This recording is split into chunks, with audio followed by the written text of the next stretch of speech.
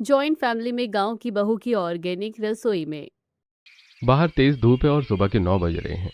बाजार में सतीश जी हाथ में सब्जियों का थैला लेकर पसीने से लथपथ घर के अंदर आते हैं। लॉबी में सास शारदा देवी बैठी हुई हैं। आह, आह, हे भगवान। अरे इस भयंकर गर्मी ने तो आज सुबह सुबह ही जान निकाल दी। बाजार में तो जैसे सब्जियों में आग लगी हुई है। जरा दिखाओ तो क्या खरीद कर लाए हो इस कड़कती धूप में। शारदा देवी थैला खोलकर सब्जियों को देखती हैं और उनका चेहरा गुस्से से लाल हो जाता है। अरे ये टिंडे कैसे पके हुए और पीले उठा लाए हो, और ये गोभी तो पूरी काली पड़ी है। अरे भगवान, जो सब्जी में मिला वही तो उठा लाया। इस धूप में अच्छी सब्जियां मिल कहाँ रही हैं। और ये तोरई, इन्हें क्या पोलियो मार गया था जो ऐसी सूखी और सड़ी सी ले आए। ये लौकी तो गलने में हमारा दम भर देगी, ऊपर से टमाटर इतने सारे ले आए हो। ऐसा है शारदा, कल से तुम खुद ही जाया करो इस भयंकर धूप में। एक तो बाजार में सब्जियां नहीं है, ऊपर से दाम आसमान छू रहे हैं। तुम्हारे नखरे खत्म ही नहीं होते। दाम तो बड़े ही रहेंगे जब तुम्हें सही से मोल भाव करना नहीं आएगा। ऊपर से घर में बहुओं के नखरे अलग झेलने पड़ते हैं। शारदा देवी जोर से आवाज लगाती हैं। अरे ओ पूनम, नीलम, कविता, कहाँ मर गई सबकी सब, जरा बाहर आओ। तीनों बहुएं अपने अपने कमरों में धीरे धीरे आलस फैलाते हुए बाहर आती हैं। क्या हुआ माँ जी, इतनी सुबह सुबह क्यों चिल्ला रही हो आप? तुम्हारे ससुर जी सब्जी ले आए हैं, जाओ जल्दी से रसोई संभालो और सबके लिए खाना पीना तैयार करो। उफ माँ जी, इस भयंकर गर्मी में किचन में जाना मतलब साक्षात मौत के कुएं में कूदना है। वहाँ इतनी जलन होती है कि सांस नहीं ली जाती। हाँ माँ जी, उस रसोई में तो एक एग्जॉस्ट फैन भी नहीं लगा है। पल्लू सर पर रखकर खाना बनाते बनाते पसीने से पूरा हाल बेहाल हो जाता है। सच में माँ जी, मुझसे तो इस तपन में आज चूल्हा बिल्कुल नहीं जलाया जाएगा। मेरा तो सिर अभी से घूम रहा है। अरे बस बहाने बनवा लो तुम लोगों से, काम के नाम पर सबको चक्कर आने लगते हैं। पूनम दीदी, नीलम दीदी, बस कुछ ही दिनों की बात और है। कुछ दिन बाद हमारी हर रोज की आफत हमेशा के लिए खत्म हो जाएगी। हाँ कविता, एकदम सही कहा तुमने। इस बार माँ जी के लाडले वरुण की बदौलत घर में सबसे छोटी बहू जो आ रही है। सुना है वरुण ने शहर की लड़कियों को छोड़कर किसी गांव की लड़की से दिल लगाया है। पूरी गंवार होगी वो तो। अच्छा ही है ना दीदी, वो गांव की है तो उसे घूंघट काटने और गर्मी में काम करने की आदत होगी। हम उसे अपने साथ बराबरी पर तो बैठने नहीं देंगे। बिल्कुल, शादी के पहले दिन ही उससे चूल्हा पुजवा लेंगे और सीधे इस तड़पती हुई रसोई में झोंक देंगे। और फिर हम आराम करेंगे और वो अकेली खटती रहेगी। सही प्लान है दीदी, बस 2 दिन बाद बारात जानी है, फिर तो उसे आना ही है। हमारी सारी टेंशन खत्म। मजबूरी में जाकर रसोई में काम करते हैं। उसके 2 दिन बाद घर में वरुण की बारात जाने की हलचल चल रही है। पुरुष लॉबी में तैयार होकर खड़े हैं, लेकिन तीनों बहुएं अभी तक अपने कमरों में बाहर नहीं आई हैं। शारदा देवी गुस्से में लॉबी में चक्कर काट रही हैं। अरे शारदा, बारात निकलने का टाइम हो गया है। गाड़ी बाहर खड़ी है और ये बहुएं कब समझ कर आएंगी। मैं क्या करूं? इन महारानियों के ठाट तो देखो। सुबह से पार्लर वाली को कमरे में घुसा रखा है, अभी तक तैयार नहीं हुई है।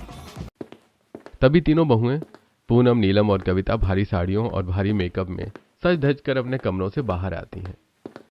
पूनम, तुम्हें शादी में चलना है या नहीं? घर पर ही फोटो शूट करवाना है। पूरे 2 घंटे लगा दिए। उफ जी, इतना क्यों चिल्ला रहे हो? इतनी बड़ी शादी है, बड़े घर की बहुएं हैं हम, तैयार होने में टाइम तो लगता ही है ना। बड़े घर की बहुएं बाद में बनना, पहले गाड़ी में बैठो। नरेश जी, इस भयंकर गर्मी में हैवी साड़ी संभालना कितना मुश्किल है, आपको क्या पता। ऊपर से सर पर पल्लू का ड्रामा अलग है। कविता, तुम्हारा टचअप खत्म हो गया है, चलो, या मैं अकेली बारात में निकल जाऊं। विक्रम जी शांत रहिए, देखिए मेरा आईलाइनर खराब हो गया आपकी चिल्लाहट से। माँ जी देखिए ना इन्हें। बस करो तुम सब, बारात में जाने से पहले ही यहाँ तमाशा मत बनाओ। वरुण कहाँ है? वो तैयार हुआ कि नहीं?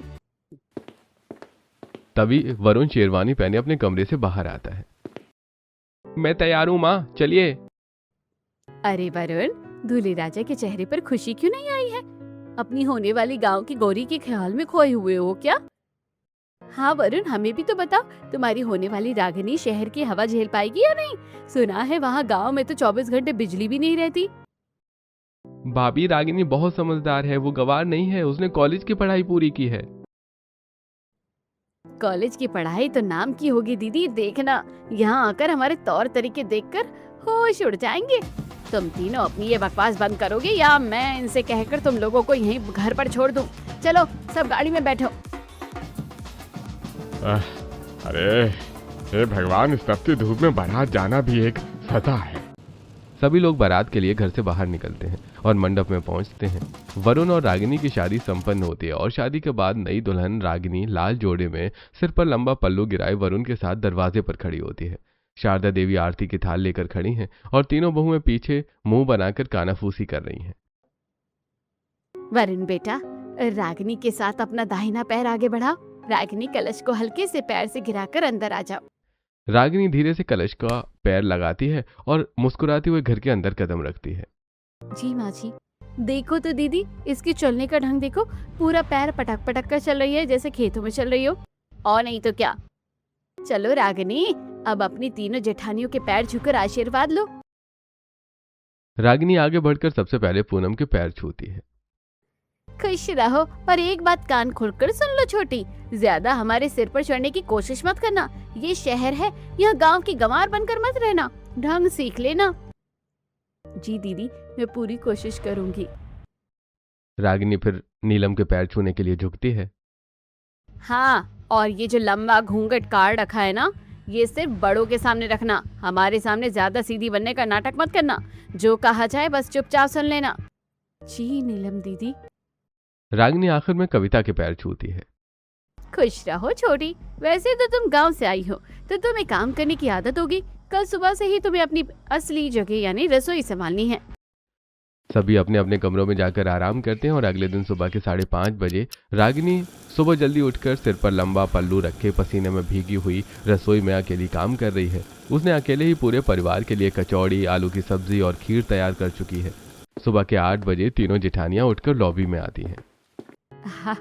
आज सुबह सुबह ही पूरे घर में कचौरी और खीर की कितनी लाजवाब खुशबू आ रही है, दिल खुश हो गया। हाँ दीदी, खुशबू तो सीधे रसोई से आ रही है। लगता है हमारी नई देवरानी सुबह सुबह ही काम पर लग गई है। यही तो हम चाह रहे थे दीदी, काश उस दिन और कुछ मांग लेते भगवान से। चलो चलकर देखते हैं। तीनों रसोई के दरवाजे पर जाकर खड़ी होती हैं। रागिनी पल्लू संभाले पसीना पोंछते हुए पूड़ियां तल रही है।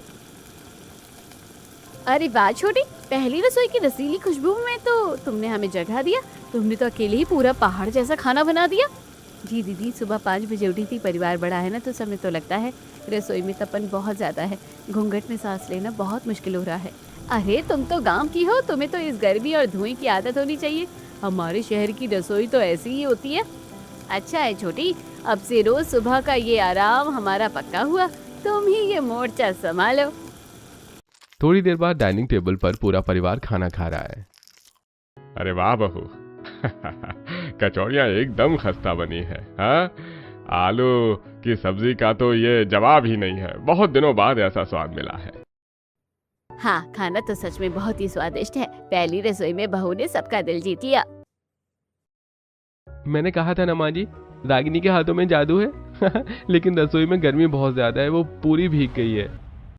वरुण, खाना शांति से खाओ, गर्मी तो हर जगह है। अब ऑफिस जाने का समय हो रहा है, ड्रामे बंद करो।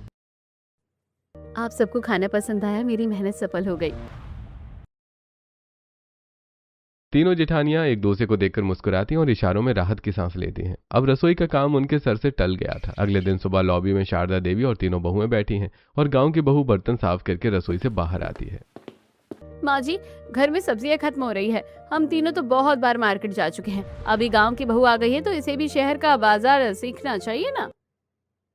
हाँ माँ जी, पूनम दीदी सही कह रही है। आज रागिनी को भी हमारे साथ मार्केट भेज दीजिए, इसे भी शहर के तौर तरीके आ जाएंगे। ठीक है रागिनी, तुम भी इनके साथ चली जाओ। ध्यान से अच्छी सब्जियां देख कर लाना। जी माँ जी, मैं चलती हूँ। बाहर भयंकर धूप है। तीनों जेठानियां रागिनी को लेकर एक बड़े ब्यूटी पार्लर के सामने आकर रुक जाती हैं। एक काम करो रागिनी, तुम सामने वाली सब्जी मंडी में जाकर अच्छे से देखकर सब्जियां ले आओ। तब तक हम जरा पार्लर में अपनी थ्रेडिंग करवा लेते हैं। दीदी, इतनी कड़कती धूप में इतने बड़े बाजार में मैं अकेली कैसे जाऊंगी? मुझे रास्तों का भी नहीं पता। अरे तुम कोई छोटी बच्ची हो क्या? सामने ही तो मंडी है, सीधे जाओ और सब्जियां लेकर पार्लर के बाहर आ जाना। ज्यादा नखरे मत दिखाओ।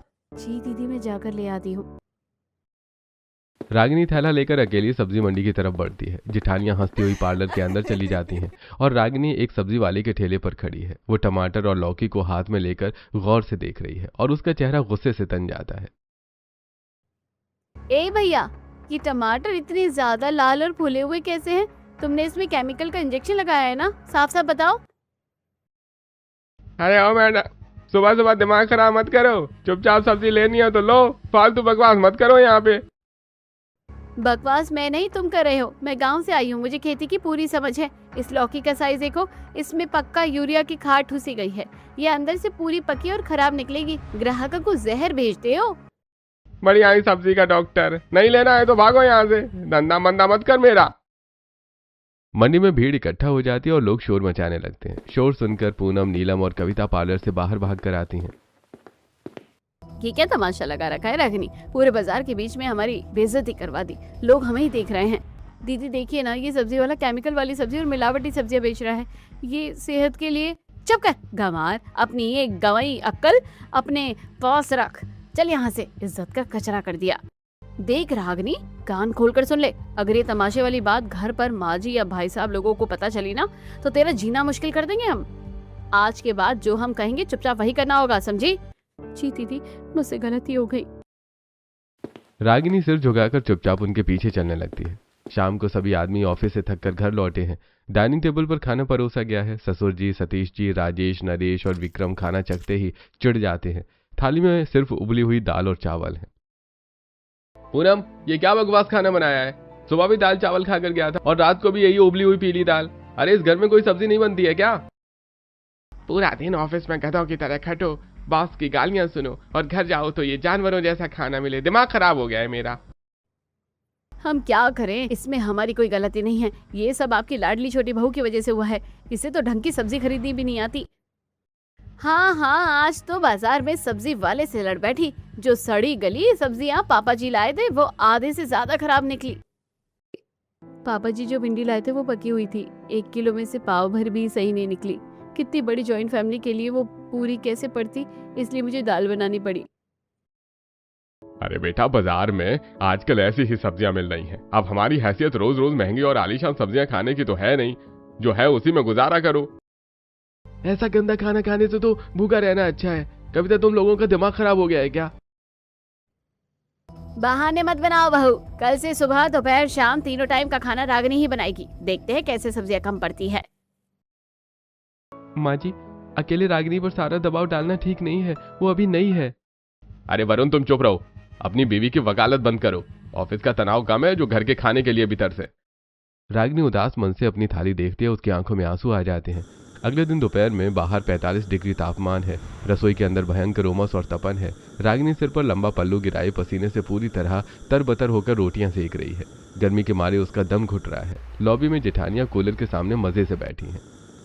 सिर घूम रहा है, घूंघट के कारण हवा भी नहीं लग रही है। इतनी बड़ी फैमिली के लिए 3 टाइम अकेले खाना बनाना, मेरी तो जान निकल जाएगी।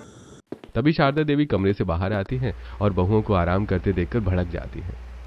तुम तीनों यहाँ कूलर की हवा खा रही हो, जाओ रसोई में जाकर अपनी छोटी देवरानी की मदद करो। अकेली लगी है सुबह से। उफ माँ जी, क्या बताऊँ, अचानक मेरे पेट में बहुत तेज दर्द हो रहा है। मुझसे तो सीधा खड़ा भी नहीं हुआ जा रहा। हाँ माँ जी, मुझे भी सुबह से चक्कर आ रहे हैं। ये भयंकर गर्मी में अगर मैं रसोई में गई तो मैं वहीं बेहोश होकर गिर जाऊंगी। माँ जी, मेरी तो तबीयत ही ढीली लग रही है। उल्टी जैसा मन हो रहा है। डॉक्टर ने मुझे तपन से दूर रहने को कहा है। काम के वक्त तुम सबकी तबीयत एक साथ खराब हो जाती है। रागिनी, तुम ही पूरा करो, इनसे तो कुछ होने नहीं वाला। शाम को रागिनी थकी हारी कमरे में बाहर आकर बैठती है। वरुण कमरे में आता है। रागिनी, तुम रो रही हो, क्या हुआ? तबीयत ठीक नहीं है क्या तुम्हारी? वरुण जी, रसोई में बहुत ज्यादा गर्मी लगती है। जॉइंट फैमिली का नियम है तो पल्लू भी नहीं हटा सकती। दीदी लोग बीमारी का बहाना बनाकर सारा काम मेरे ऊपर अकेले छोड़ देती हैं। मुझसे नहीं हो रहा। ये तो सरासर अन्याय है। मैं कल सुबह ही भाई साहब लोगों और माँ जी से इस बारे में बात करता हूँ। अगले दिन सुबह वरुण लॉबी में सभी के सामने अपनी बात रखता है। पूरी जॉइंट फैमिली वहां मौजूद होती है। भाई साहब, माँ जी, मैं बस इतना कहना चाहता हूँ कि रागिनी अकेले पूरे जॉइंट परिवार का काम इस भयंकर गर्मी में नहीं कर सकती। भाभी लोगों को भी उसका साथ देना चाहिए। अच्छा, तो 2 दिन की आई लड़की ने अब हमारे खिलाफ कान भरने शुरू कर दिए। इतने सालों से हमने ये घर संभाला, तब किसी को गर्मी नहीं लगी। हाँ नरेशी, देखिए जरा, हमारी तबीयत खराब है तो इसे 2 दिन काम करना भारी पड़ रहा है। कैसी बदतमीज बहू है ये। वरुण, अपनी बीवी को समझा कर रखो। हमारे घर के अंदर ये बंटवारे और काम चोरी की बातें नहीं चलेंगी। हम दिन भर ऑफिस में खटते हैं, घर के ड्रामे सुनने के लिए नहीं। अरे अपनी बीवी के पल्लू से बाहर निकलो वरुण, और घर में कलेश मत करवाओ। वरुण जी प्लीज चुप हो जाइए, मेरी वजह से घर में कलेश हो रहा है, मुझे बहुत गिल्टी महसूस हो रहा है। घर के सारे मर्द गुस्से में ऑफिस चले जाते हैं। जेठानियां रागिनी को घूरती हैं।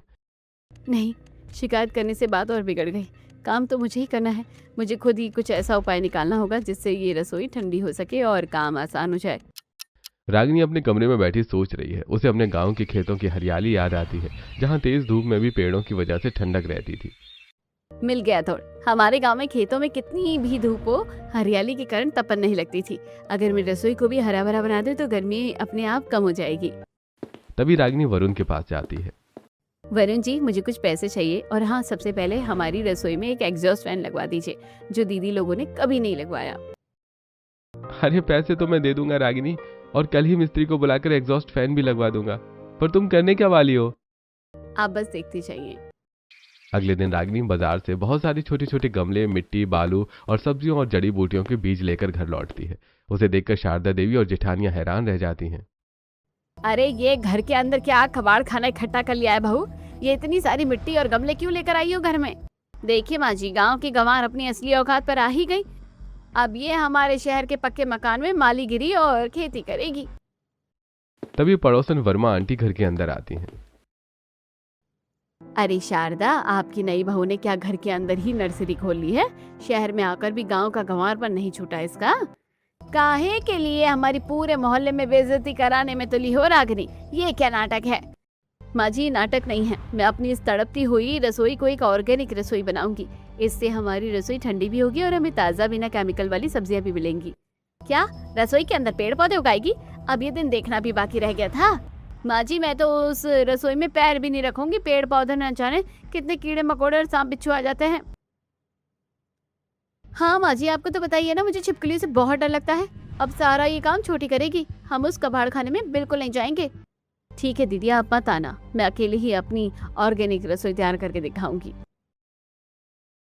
क्या आपने भी अपने आसपास ऐसा परिवार देखा है जहां गांव की बहू आने पर बाकी जेठानियां शुरुआत में ऐसा ही बर्ताव करती हैं? या फिर आपकी नजर में जेठानियां अच्छी और मददगार भी होती हैं? अपनी राय कमेंट में लिखिएगा। रागिनी पूरे जोश के साथ रसोई का काम करने में जुट जाती। वो गांव के पारंपरिक और वैज्ञानिक तरीकों का इस्तेमाल करती है। वरुण ने किचन में नया एग्जॉस्ट फैन फिट कर दिया है। हवा का वेंटिलेशन तो सही हो गया, अब इस रसोई का तापमान गिराना है। रागिनी रसोई की खिड़कियों पर जूट के मोटे बोरी वाले पर्दे टांगती है और उन पर पानी का स्प्रे करती है। जब बाहर की भयंकर गर्म लू इन गीले जूट के पर्दों से छनकर अंदर आएगी तो बिल्कुल कूलर जैसी ठंडी हवा बन जाएगी।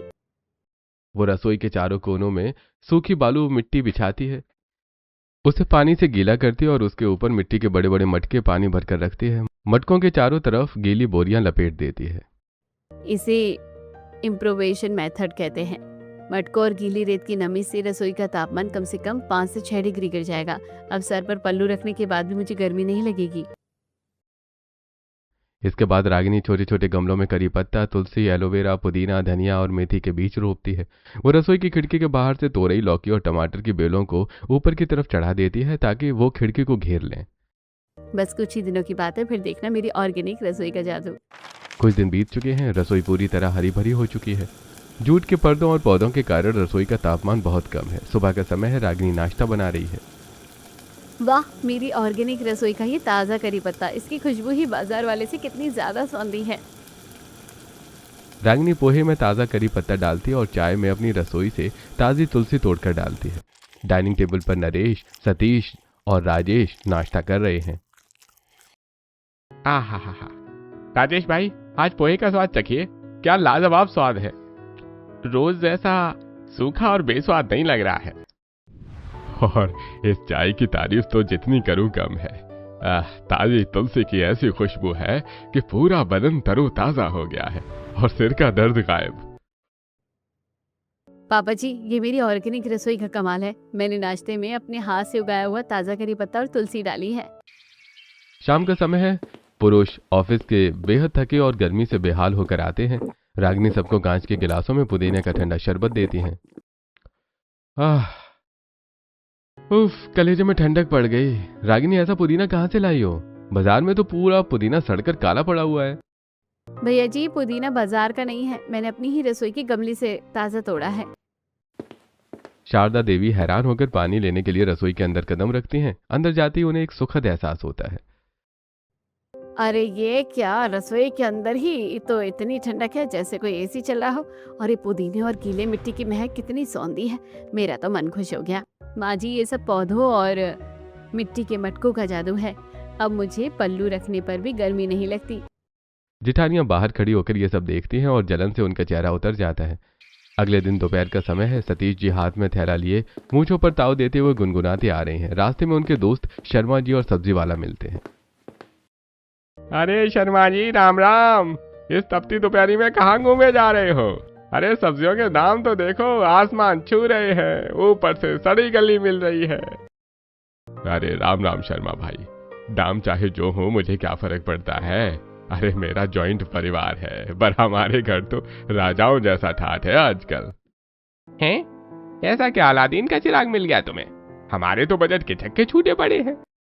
अरे चिराग नहीं, हमारे घर में गांव की बहू आई है। उसने घर की काया ही पलट दी है। रसोई को ऑर्गेनिक रसोई बना दिया है। बाजार से सब्जी लाने का झंझट ही खत्म। सतीश जी सब्जी वाले के ठेले पर रुकते हैं। अरे बाबूजी, राम राम। आज क्या क्या दे दूं? एकदम ताजा टमाटर, लौकी, कद्दू सब है। अरे नहीं नहीं भाई, ये टमाटर, लौकी, कद्दू, टिंडे, ये सब वीआईपी चीजें हमें मत दिखाओ। ये सब तो हमारी बहू अपनी ऑर्गेनिक रसोई में ही उगा लेती है। अरे क्या बात कर रहे हो बाबूजी, रसोई में कद्दू लौकी?